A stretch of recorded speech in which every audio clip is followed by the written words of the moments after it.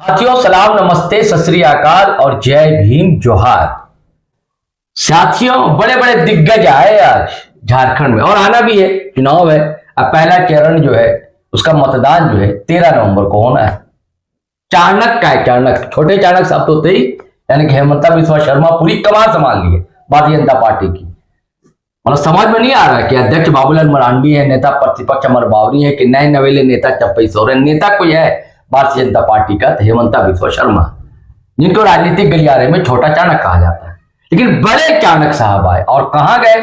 Tiger Kolhan, चप्पई Soren के साहबजादे बाबूलाल सोरेन, उनकी विधानसभा घाटशिला में।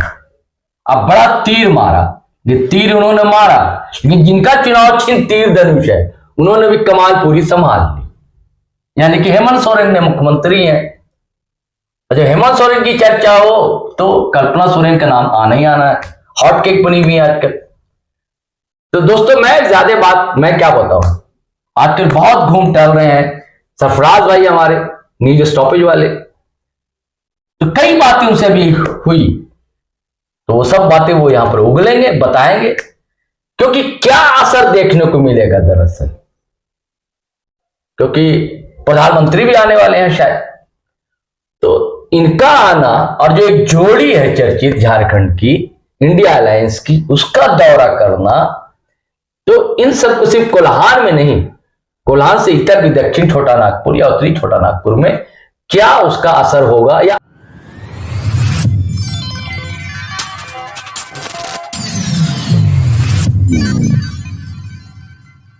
आज क्या असर देखने को मिला और आज क्या क्या हुआ दरअसल। तो सीधे सरफराज भाई आप बताइए आज हुआ क्या क्या और क्या असर होगा इसका। देखिए सर, भाजपा जो है इन दिनों कोल्हान पर पूरी तरह से फोकस है। कोल्हान और संथाल, ये दो चीजें भाजपा जानती है कि अगर सत्ता में वापस आना है तो इन दो इलाकों से उनको विधायक चाहिए। क्योंकि कोल्हान पिछली बार खाली हाथ था, ढक पर आउट हो गए थे, शून्य थे। लेकिन इस बार जो वहां के बढ़िया बैट्समैन थे झारखंड मुक्ति मोर्चा को, उनको अपने पाले में कर लिया। और अमित शाह आज वहीं गए, कोल्हान में ही उन्होंने भाषण दिया। और जाहिर सी बात है कि जो भाजपा का आपने जिक्र किया छोटे चाणक्य का, हेमंता बिस्वा शर्मा जी का, तो वो लगातार, या भाजपा के जो क्षेत्रीय नेता है, राज्य स्तरीय नेता है, वो भी लगातार एक लाइन पर वो आजकल हमलावर है महागठबंधन की सरकार पर, वो है बांग्लादेशी घुसपैठ का मामला। तो हेमंता बिस्वा शर्मा लगातार बोलते रहते हैं। आज अमित शाह भी उसी लाइन पर बोलते दिखे और उन्होंने बताया कि अगर वो आए तो कानून लाएंगे। तो सबसे पहले तो हम अपने व्यूअर्स को जो अमित शाह जी ने कहा पहले वो सुनाते हैं सरोज भाई, फिर आगे हम लोग चर्चा करेंगे। जी, संथाल परगना, कोल्हान और पूरे झारखंड के अंदर आदिवासियों की आबादी घट रही है। कारण क्या है? क्योंकि बांग्लादेशी घुसपैठिए अंदर आ रहे हैं, बांग्लादेशी घुसपैठिए। मुझे बताओ भाइयों बहनों, बांग्लादेशी घुसपैठियों को रोकना चाहिए या नहीं रोकना चाहिए? अरे जोर से बोलो, रोकना चाहिए या नहीं रोकना चाहिए? ये हेमंत सोरेन सरकार रोक सकती है क्या? उन्होंने तो हाई कोर्ट में हलफनामा डाल कर कह दिया कि हम रोकना नहीं चाहते हैं।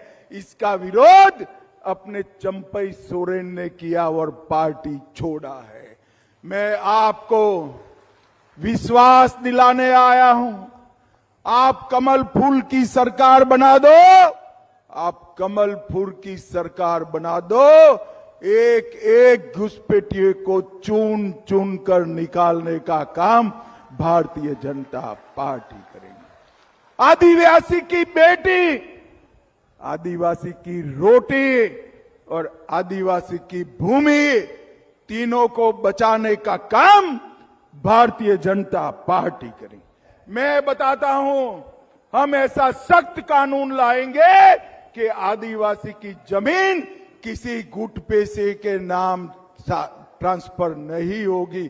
और जो ले गए हैं आप लोग घुसपैठियों, सुन लो, जो हमारी आदिवासी बच्चियों की जमीन हड़प लिए हो ना, वो भी आपको वापिस देनी पड़ेगी, ऐसा कानून हम लेकर आएंगे। तो देखा आपने सरोजा की हिमंता विश्व शर्मा जिस तरह से आक्रामक है, उसी तरह अमित शाह तो उनसे भी ज्यादा आक्रामक हो गए। उन्होंने साफ साफ कह दिया कि हम कानून बना के लाएंगे।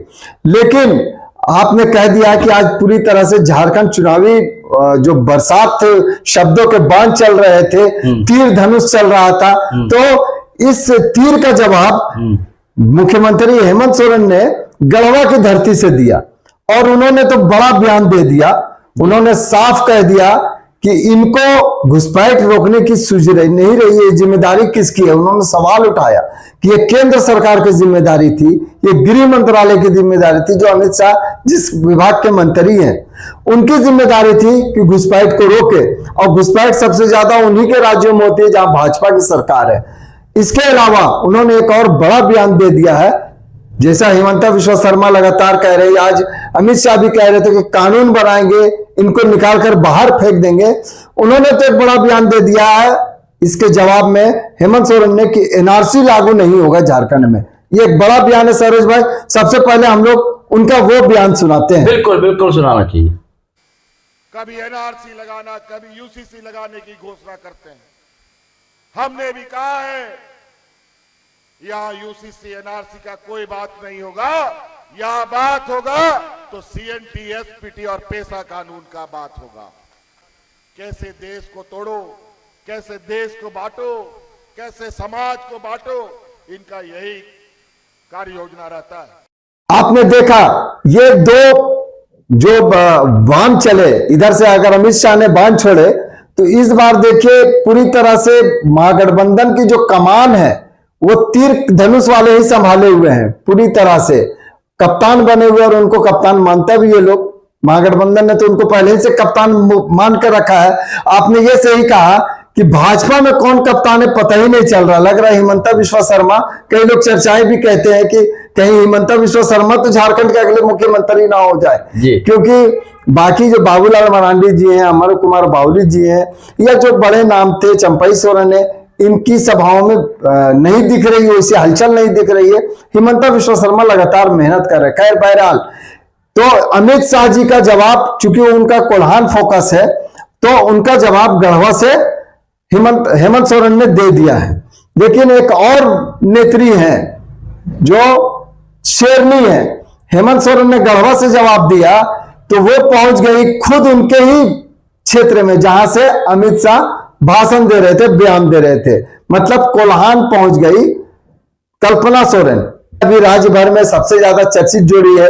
और लेकिन आप ये कह सकते हैं कि आजकल जिस तरह से भाजपा को लिए एक परेशानी है कि पहले हेमंत सोरेन को ही सिर्फ रोकना होता था, अब समझ में नहीं आ रहा कल्पना सोरेन पर भी वार करना पड़ रहा है, क्योंकि इनके पास वैसी महिला, उस कद की महिला नेत्री नहीं दिख रही है कि जो कल्पना सोरेन के मुकाबला में नजर आए।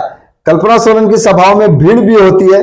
यही वजह है कि कल्पना सोरेन भी कोल्हान में जाकर ही दहाड़ रही थी जहां से अमित शाह दहाड़ रहे थे, और उन्होंने तो, कल्पना सोरेन ने तो एक कदम आगे बढ़कर रोड शो तक कर डाला। मतलब इस बार साफ है कि डटे हुए हैं, न डरेंगे न झुकेंगे वाली स्थिति में जेएमएम दिख रही है कि वार करोगे तो पलटवार करेंगे, इसी अंदाज में दिख रही है। सरोज भाई, आज बड़ा दिलचस्प रहा, दोनों ओर से क्या क्या बातें हुई हम लोगों ने अपने व्यूअर्स को भी सुनाए। बांग्लादेशी घुसपैठी है तो उनका एक नारा ही है सरफराज भाई, है ना जी। लेकिन एक और बात कही अमित शाह ने, अब वो भी वही रटी रटाई बात लोकसभा चुनाव के समय भी कर रहे थे कि 30,000 करोड़ मिला या 300 करोड़ रुपए मिले। कांग्रेस पर आरोप था, आलमगीर आलम पर आरोप था, और कांग्रेस के जो धीरज साहू साहब है ना, इन पर आरोप था। लेकिन अब क्या सरफराज भाई, ये बातें जनता पचा पाती है सरफराज भाई? क्योंकि देखिए कई ऐसे भ्रष्टाचार के बड़े बड़े आरोपी रहे। महाराष्ट्र में देखिए अजीत पवार रहे, अशोक चौहान रहे, जिनको बड़ा गरिया रहे थे, कोस रहे थे, बड़े बड़े चिकर नेता भारतीय जनता पार्टी के, बाद में चले आते हैं भारतीय जनता पार्टी में। यहां आप देखिए सरफराज भाई, झारखंड में मधु कोड़ा 4,000 करोड़ के भ्रष्टाचार के आरोप मधु कोड़ा। अब मधु कोड़ा जो कि जेल में सजा भुगत करा, कई लोग तो आरोप में गए, है ना, इनका तो कई केस में दोष साबित हुआ, जेल की सजा भुगती मधु कोड़ा ने, उसके बाद आए, है ना, और भाजपा का पट्टा पहन लिया। तो क्या भाजपा जनता जो सरफराज भाई इन सब चीजों को देख नहीं पाती है? क्या अमित शाह की इस बात को गंभीरता से ले सकेगी जनता?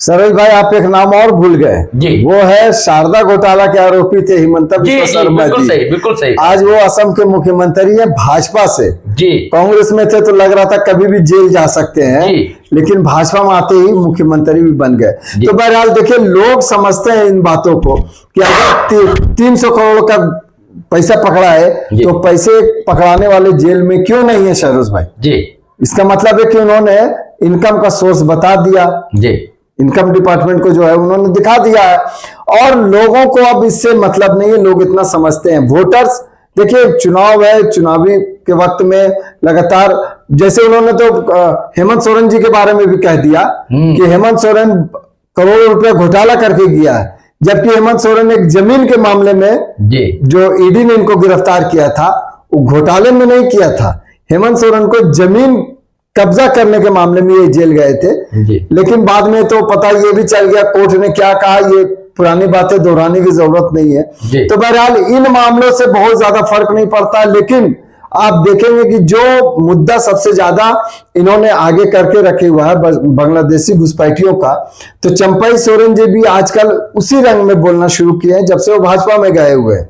और चंपई सोरेन जी के बेटे के विधानसभा क्षेत्र में अमित शाह पहुंचे हैं उनको जिताने, क्योंकि देखिए अगर ये दोनों सीट भाजपा हारती है तो उनके लिए बड़ा चैलेंज हो जाएगा, बड़ा रुसवाई होगी, बहुत लोग नुक्ताचीनी करने लगेंगे, उंगली उठाने लगेगी भाजपा पर, क्योंकि भाजपा इन 2 सीटों पर चंपई सोरेन के सहारे कोल्हान पर कब्जा करना है। उसी बहाने आपने देखा, हम लोगों ने भी बात किया, आपने वीडियो बनाया, मैंने भी वीडियो बनाया कि 4 पूर्व मुख्यमंत्री जो कोल्हान से हैं उनके रिश्तेदारों को, या तो 2 ठो की पत्नी को, एक की बहू को और एक के बेटे को चुनाव मैदान में उतारा है। 4 पूर्व मुख्यमंत्रियों की साख भी दांव पर लगी हुई है। तो आप समझ लीजिए भाजपा कोल्हान में कितना एक्टिव है और चाहती है कि कोल्हान हम कैसे जीते, क्योंकि संथाल में अभी भी भाजपा की स्थिति वैसी नहीं दिख रही, चूंकि इनके बड़े कद्दावर नेता कोल्हान में वो आ गए हैं जेएमएम में। ऐसे में कोल्हान संथाल के जो नेता है वो जेएमएम में आ गए, ऐसे में पूरी तरह से फोकस कोल्हान है। लेकिन यहां आपको एक जो जोड़ी की हम लोग को चर्चा कर रहे थे, आजकल सब बंटी और बबली का जिक्र बड़ा झारखंड में चला, उसके बाद एक दूजे के लिए भी चल रहा है जी। हाँ, एक दूजे फिल्म जो आई थी उसी तर्ज पर एक इसकी भी चर्चा खूब हो रही है। दरअसल कल्पना सोरेन की सभाओं में जो भीड़ उमड़ रही है, जिस प्रकार से लोग उनको सुन रहे हैं और उनके बोलने का जो शैली है वो लोगों को कनेक्ट कर रहा है। यही वजह है कि पहले जहां लगता था कि जहां अमित शाह जी या फिर प्रधानमंत्री कार्यक्रम हो तो बाकी जो गठबंधन के नेता थे राज्य स्तर के वो नजर नहीं आते थे, लेकिन आप इन 2 नाम आप बता सकते हैं कहीं पर भी तो वो कहेंगे कि 2 नाम सबसे आगे आगे नजर आ रहे हैं। वो एक और हेमंत सोरेन जहां पलाम गढ़वा से मोर्चा संभाल रहे हैं, तो वहीं ये मंझगांव में पहुंच गई और उन्होंने जमशेदपुर भी पहुंची और वहां से उन्होंने दिखाया कि हम पीछे हटने वाले नहीं। मतलब इस बार दिलचस्प चुनाव हो गया है, खास करके इन 2 नेताओं के कारण और ज्यादा दिलचस्पी दिख रही है। सरफराज भाई, आपने बिल्कुल कहा कि कोल्हान किसी तरह कब्जा करना चाहती है भारतीय जनता पार्टी, लेकिन कोल्हान में ये पूर्वी जमशेदपुर जहां फंस गई है सीट भाजपा की, क्योंकि रघुवर दास की बहू पूर्णिमा साहू को टिकट दी गई है। लेकिन भारतीय जनता पार्टी के 2 जो है बागी चुनाव लड़ रहे हैं, शिवशंकर सिंह है और राम कुमार सिंह है, और ठीक ठाक उनकी पकड़ है, और अजय कुमार कांग्रेस से। मैं बात उसकी नहीं कर रहा हूं, सीट फंस गई। उसके बाद पोटका में जो है सरफराज भाई, मीरा मुंडा, अर्जुन मुंडा की पत्नी, उनकी भी सीट फंस रही है। संजीव सरदार है, जेएमएम के है, और मेनका सरदार ने तो इस्तीफा दे दिया था भाजपा से, मान मनोबल हो गया, लेकिन वो अभी प्रचार प्रसार कर नहीं रही है। कहा जा रहा है कि कई राजनीतिक पंडितों को, पत्रकारों से हमारी बात हुई, कोल्हान के लोगों से बातचीत हुई कि वो सीट पोटका की फंस गई है। लेकिन गीता कोड़ा किसी तरह कामयाब हो रही है जगन्नाथपुर से अपनी सीट को जीतने में, क्योंकि जो सिंकू करके हैं, सोनू कुमार सिंकू, वहां से वो उनके ही आदमी रहे जो कांग्रेस के टिकट पर लड़ रहे हैं। लेकिन चाहे वहां से सीट दीपक बिरुवा निकाल रहे हैं। लेकिन क्या ये बात बेटा चंपई सोरेन, बाबूलाल, क्या इनकी सीट फांसी में नहीं दिख रही सरफराज भाई? तभी तो अमित शाह साहब को आना पड़ा, नहीं तो अमित शाह क्यों आते? अगर ये बहुत बड़े टाइगर थे, कोल्हान थे, तो ये अपनी सीट और अपने साहबजादे की सीट घाटशिला निकाल लेते। क्या आपको लग रहा है कि ये फंसी हुई सीट है दोनों सीट? बिल्कुल। आप कल ही जो है जी अच्छा आप देखेंगे कि कल्पना सोरेन कल चंपई सोरेन के गढ़ में थी जी वहां दहाड़ रही थी, उन्होंने वहां पर भाषण दिया और वहां पर लोग यही समझ में आता है सरोज भाई, हम लोग आपस में चर्चा भी किए जी कि जो ग्रामीण क्षेत्र है, शहरी क्षेत्र में भाजपा को कमल तो हर कोई पहचान लेता है जी उसी प्रकार ग्रामीण क्षेत्रों में आज भी लोग तीर धनुष को ही पहचानते हैं। जी यही वजह है कि चंपई सोरेन के भाजपा में आने के बावजूद जो एक उम्मीद थी भाजपा को, वो कहीं ना कहीं अंदर से डगमगाई है जी क्योंकि जो इंटरनल रिपोर्ट है वो बताते हैं कि ग्रामीण आज भी चंपई सोरेन को वोट मारेंगे तो तीर धनुष को समझकर मानेंगे। जी ये उनके साथ एक बड़ी समस्या है। इतने लंबे समय तक जी। कोल्हान टाइगर जो है जेएमएम में रहे जी। हैं, हमेशा जेएमएम को वोट दिलाने के लिए वो घूमते रहे क्षेत्र में, अपने लिए वोट मांगा तो जेएमएम के बैनर तले मांगा, उनके चुनाव चिन्ह पर मांगा, तो लोग जो इनको जानते हैं वो भी इनको तीर धनुष में वोट मारेंगे, वो चला जाएगा गणेश महलू को। जी। लेकिन बड़े हो सकता है कुछ लोगों को लगे ग्रामीण क्षेत्रों में कि हमने चंपई सोरेन को वोट किया जी। है, तो चंपई सोरेन कहीं ना कहीं दिक्कत में तो है। उसके अलावा घाटशिला से जी जो अपने बेटे को उन्होंने टिकट दिया है, तो इनके जो खास थे वहां रामदास सोरेन, वो चूंकि इनके खास माने जाते रहे, लेकिन रामदास सोरेन को आभास हो गया था कि ये खेला उनके साथ हो सकता है, इसीलिए कहा जाता कि वो भाजपा में नहीं गए और उनको नहीं जाने का हेमंत सोरेन ने तोहफा भी दिया, उन्हें मंत्री भी बना दिया। जी। तो यहां भी बाबूलाल सोरेन फंसे हुए नजर आ रहे हैं। और आप कह रहे हैं कि आखिर क्यों मेहनत हो रही है, अमित शाह क्यों गए वहां, तो सरोज भाई यही बात है कि अगर वहां पर ये हार जाते हैं चुनाव तो चाणक्य पर सवाल खड़े हो जाएंगे कि आखिर उन्हें क्यों लाया पार्टी में, जबकि 4 पूर्व मुख्यमंत्री पहले से पार्टी में थे, तो 5वें को लाने की जरूरत क्या थी कि जो अपनी सीट भी नहीं बचा पाए, अपने बेटे को भी नहीं दिला पाए। जैसे ही भाजपा की सूची आई परिवारवाद को लेकर, सबसे ज्यादा कोल्हान में ही चारों मुख्यमंत्री के पूर्व मुख्यमंत्रियों के परिवार के टिकट मिल गए, तो परिवारवाद का आरोप तो भाजपा में लगने शुरू हो गए। इसको बचाते बचाते अब किसी तरह से चाह रही है भाजपा कि वहां ये 2 सीट कम से कम, बाकी तो अपनी अपनी प्रतिष्ठा है। आप देखेंगे कि सरोज भाई की जो पूर्व मुख्यमंत्री है झारखंड के, वो सभी अपने अपने सीट को बचाने में लगे हुए कि कैसे वो अपनी पत्नी को जिताए, मधु कोड़ा, और उसी तरह से अर्जुन मुंडा अपनी पत्नी को जिताने में लगे हुए हैं। रघुवर दास के बारे में भी कहा जा रहा है कि वो अपनी बहू को जिताने में पूरा जोर आजमाइश किए हुए हैं। कोल्हान टाइगर जिनको लेकर कहा उम्मीदें थी कि संथाल में इनसे बड़ा काम लिया जाएगा, वो भी अपने बेटे के लिए और अपने लिए मशक्कत करते दिख रहे हैं कि किसी तरह मशक्कत करें। हालांकि एक चीज और देखने वाली बात होगी कि कोल्हान के अधिकतर सीटों में जो चुनाव है वो दूसरे चरण में है सरोज भाई, तो हो सकता है कि जैसा आरोप लगाया जाता है पहले चरण में कोल्हान नहीं, संथालपन की बात कर रहा हूँ। संथाल में, चूंकि संथाल से उम्मीदें भी है इनको कि कोल्हान में तो चंपई सोरेन का कमाल रहेगा ही, संथाल में भी ये काफी मेहनत करेंगे और कई कार्यक्रम भी संथाल में उन्होंने किया है। यही इसी उम्मीद से सीता सोरेन को भी लेकर आए हैं कि बहू रहेगी शिबू सोरेन परिवार की तो ज्यादा आसान होगा। तो अब वहां चुनाव है दूसरे चरण में, तो वहां क्या गुल खिलाएगा ये अलग बात है, लेकिन अभी तो अपनी सीट और अपने बेटे की सीट बचाने के लिए जहां टाइगर मेहनत कर रहे हैं, कोल्हान टाइगर, वहीं भाजपा की जो थिंक टैंक है वो भी लगातार इस पर मेहनत कर रही है कि ये सीट किसी तरह से जीत जाए, नहीं तो चाणक्य पर उंगली उठेगा। और जो पुराने नेता हैं वो आसानी से कहें कि बाहर से जो पैराशूट से उम्मीदवार उतारे इसी का नुकसान हुआ, नहीं तो इस बार हम लोग जीत जाते। देखिए ना सरफराज भाई, जैसे कि सरायकेला में भाजपा के नेता हमेशा लड़ते रहे, गणेश महली चले आए जेएमएम में, वैसे ही वो घाटशिला से जो भाजपा से लड़ते थे लक्ष्मण टुडू जी, उन्होंने भी भाजपा का दामन छोड़ दिया और जेएमएम का दामन थाम लिया है। बिल्कुल, तो ये भी असर तो दिख रहा है वहां पर। हाँ, यही वजह है कि कोल्हान में भाजपा ज्यादा मेहनत कर रही है। और मैंने कहा कि बस अगर ये 2 सीट हार जाती है, बाकी सीट जीत भी जाए, ये 2 सीट हार जाती है भाजपा, तो भाजपा के थिंक टैंक पर ही सवाल उठेंगे और स्थानीय नेता है वो बताने में कामयाब होंगे कि इन्होंने पैराशूट से उम्मीदवार उतारा जिसके कारण ये नुकसान हुआ, नहीं तो हम लोग कोल्हान में इस बार बेहतर रिजल्ट देते हैं। ठीक है साथियों, अब आज्ञा दीजिए, इजाजत दीजिए, फिर नए वीडियो के साथ हम लोग हाजिर रहेंगे। जय हिंद, जय भारत।